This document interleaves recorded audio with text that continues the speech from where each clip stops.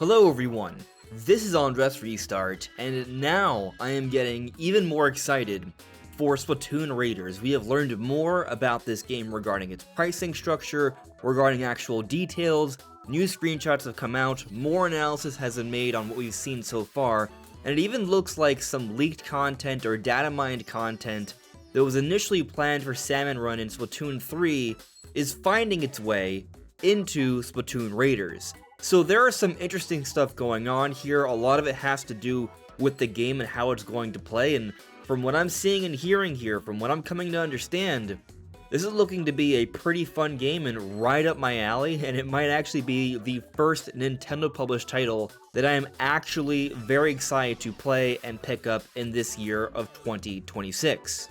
So let's dive even further into what's going on with Splatoon Raiders. But before doing so, quick reminder here, I have this goal to reach 60,000 subscribers hopefully soon, so if you find yourself enjoying my videos, I would very much appreciate your support, subscribing if you haven't already. So we have continued to see more and more examples of Nintendo's variable pricing strategy. You might have thought that Splatoon Raiders would be a full-priced $70 Nintendo game. That's become the new standard in this Switch 2 era. But physically, it's only $60, and digitally, this is another change Nintendo's announced recently, will be even cheaper. A lot of digital games are going to be cheaper, and so we're seeing here that Splatoon Raiders is going to be $50 or $49.99 USD. But this is where things get a little interesting in regards to buying the game at a decent price.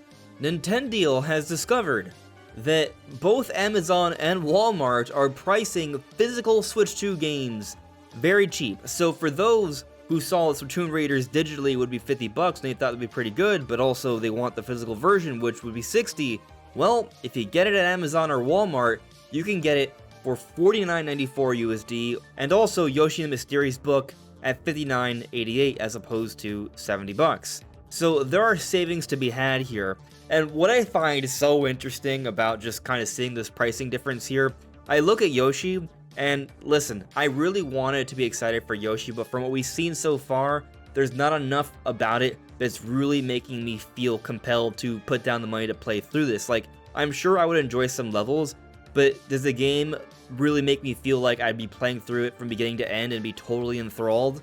No, not up to this point. Maybe that'll change, but that's just not what I'm seeing here. Meanwhile, Splatoon Raiders, which to me seems like a far more interesting game, it's even cheaper.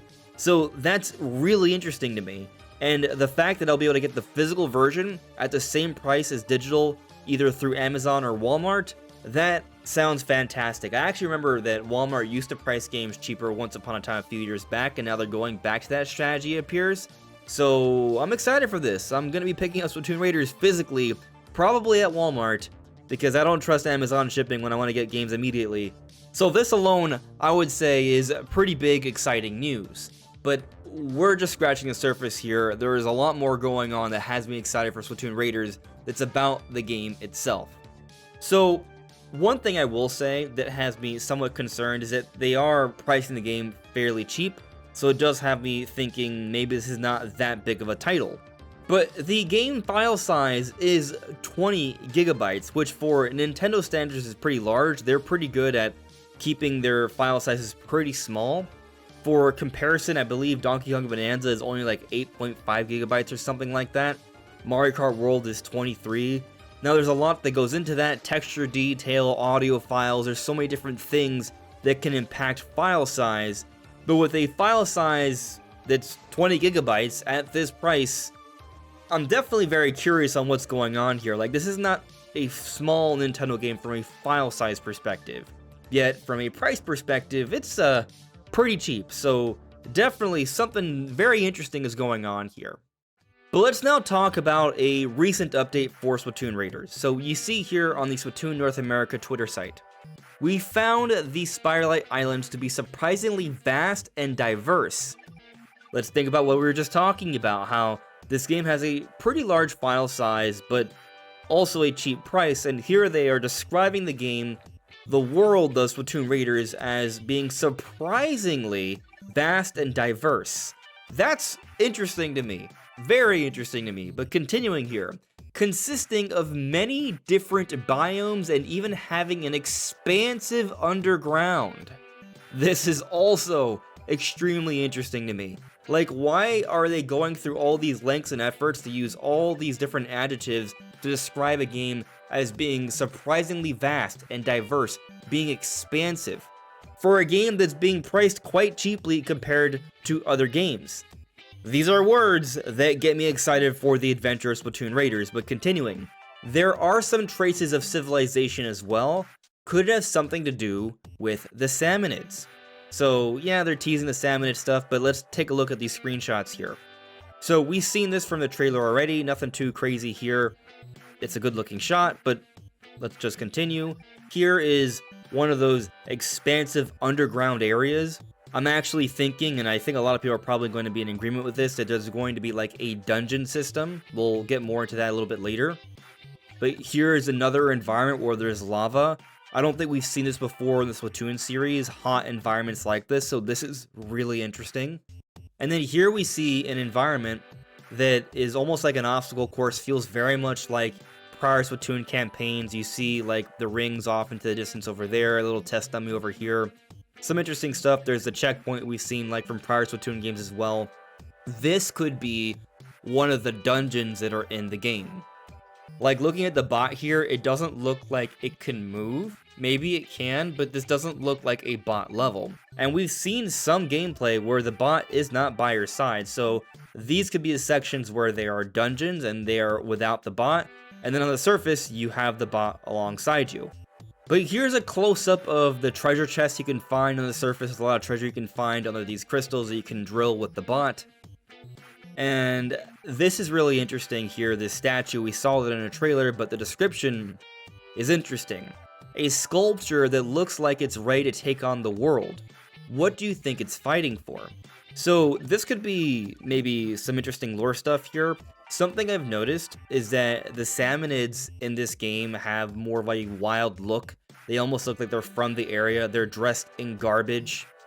In fact, the sludge or ink that comes from them is very sewage-like. Like, we actually see them coming out from the ground as if like there's been like this sewage explosion. So they definitely have like a nasty garbage vibe, and there's also going to be this exploration of an underground that's apparently expansive, and there's going to be dungeons there. Like, we've even seen the map.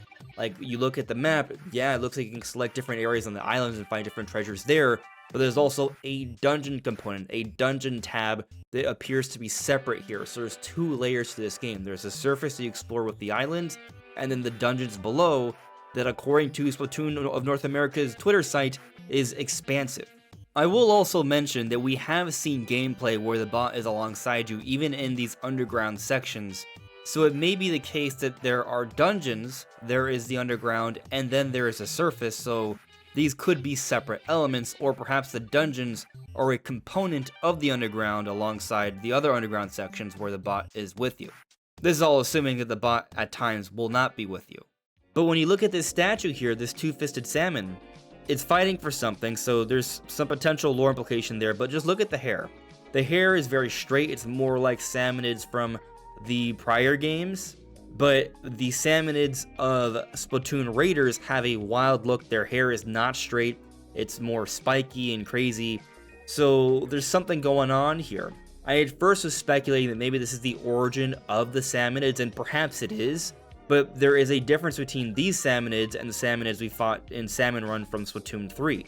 But something else that came to mind to me is there's like this giant tornado in Salmon Run, and there's a giant tornado in the Spiralite Islands. Is that just a coincidence, or is there a connection there?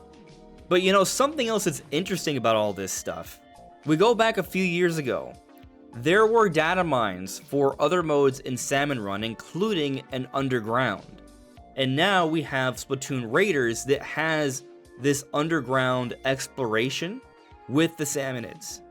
So it's really interesting that we now have this. It looks like maybe at one point they were planning an underground component to Salmon Run, and that was cut and it was expanded upon to be its own game, or a component to its own game, which we're now seeing in Splatoon Raiders. So Splatoon Raiders perhaps came to life from cut content, canceled content from Splatoon 3, which makes sense. I kind of see Splatoon Raiders almost like a Splatoon 3 specific sequel or side game. I mean, it is technically a spin-off, so that does make sense. But something else that occurred to me. I was taking a look at the first trailer for Splatoon Raiders, and Big Man mentions that they found this location from a basement. What is that basement? Could that be tied to what's going on with Grizzco or Salmon Run? Is there a connection there? I mean, they did find this island that has salmonids everywhere, but a different kind of salmonid, a wild salmonid, that's kind of disgusting.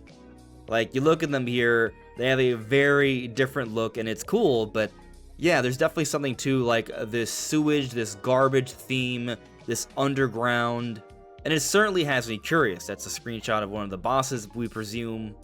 And so it looks like there's going to be some interesting lore implications, and we're going to have expansive dungeons to explore in Splatoon Raiders.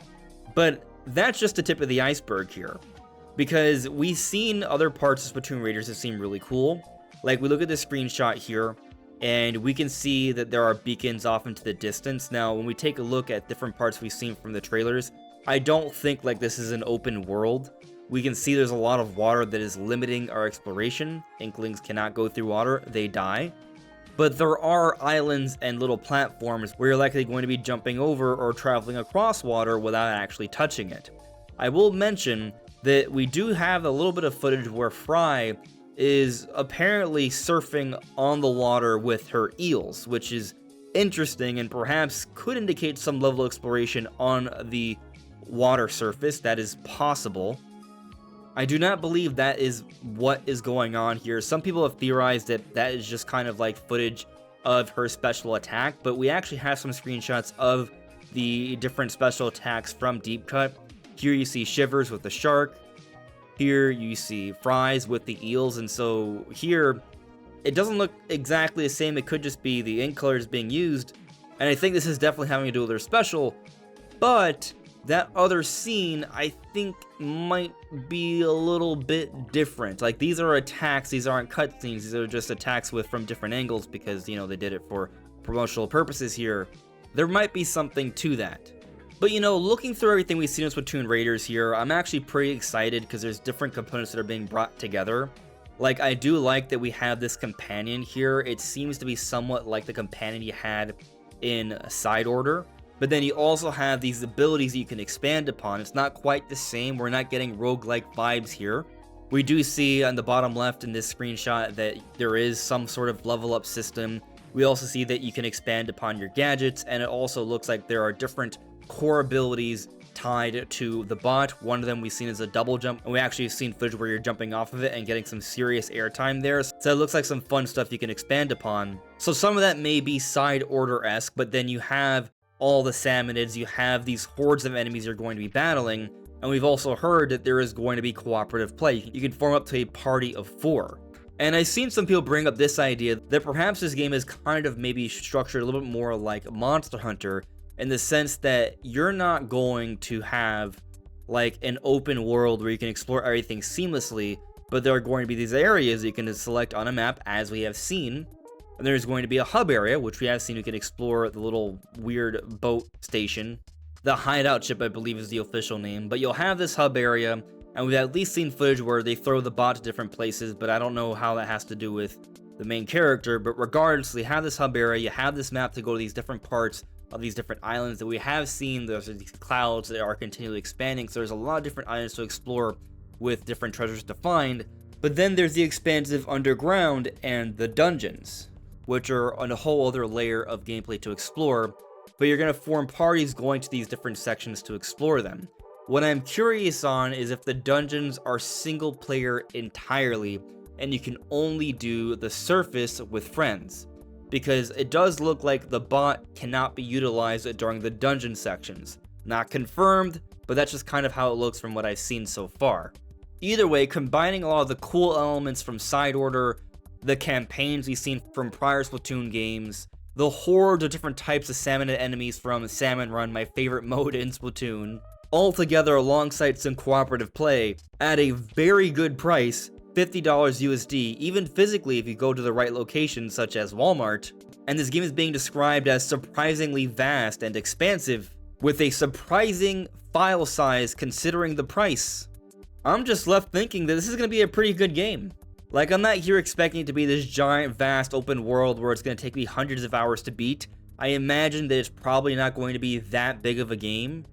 I gotta think they were thinking, you look at like Splatoon 2 and 3, or just all the Splatoon games, including 1, where you have a campaign, and then you have the multiplayer stuff, and maybe this game is kind of just like the campaign without the multiplayer stuff. Perhaps the campaign is bigger than your typical Splatoon campaign. I would hope for that, considering that it's its own independent release, but it's not so much bigger that they feel it warrants having a full price when you compare it to other Splatoon games that have all that combined. So it's going to be interesting to see just how in-depth this game goes, just how long it actually is, how they handle all the story moments, how they handle the boss fights. But from what I've seen so far, it all looks very promising, and I'm excited. But what about you? Let me know in the comments below. This is AndresRestart. Thank you so much for listening and watching, and I will see you all really soon. Take care. Bye.